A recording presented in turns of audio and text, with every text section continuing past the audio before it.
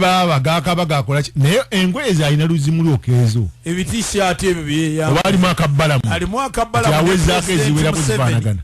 ali mwaka balamu n'aka 7 katuziwunzikira omugo mu ddwaniro naye babulidde letesi agenda maaso tugenza okujja ku mpewo nga Palestina abasukka 50 ku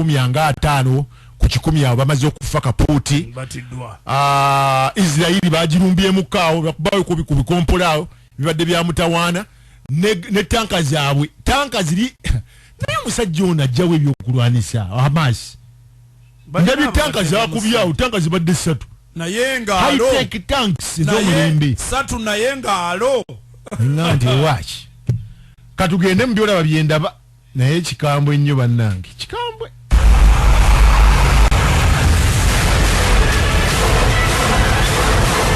sinzira woli olabi Byendaba nange nsinzire gyende ndabe Byolaba Byendaba kati kuwe bitulaba otuwe Byolaba okwetoolola ensi yonna fama kakati ne Uganda bintu bya Uganda bizibu nyoroki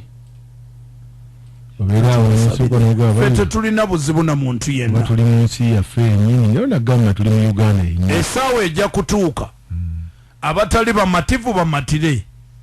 abaali bamatira bongereko okumatiza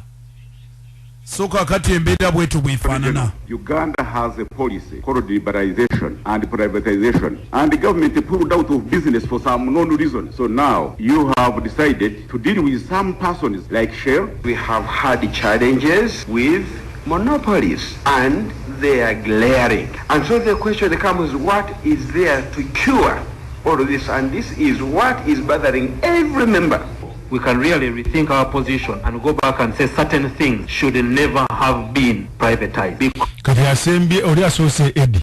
honorable kati ona asembye atene jeno kiriyo wakiwona wabula ngabine singa twabikola dda ebitongole bya government binzo okubamanya ebitongole byali bigenze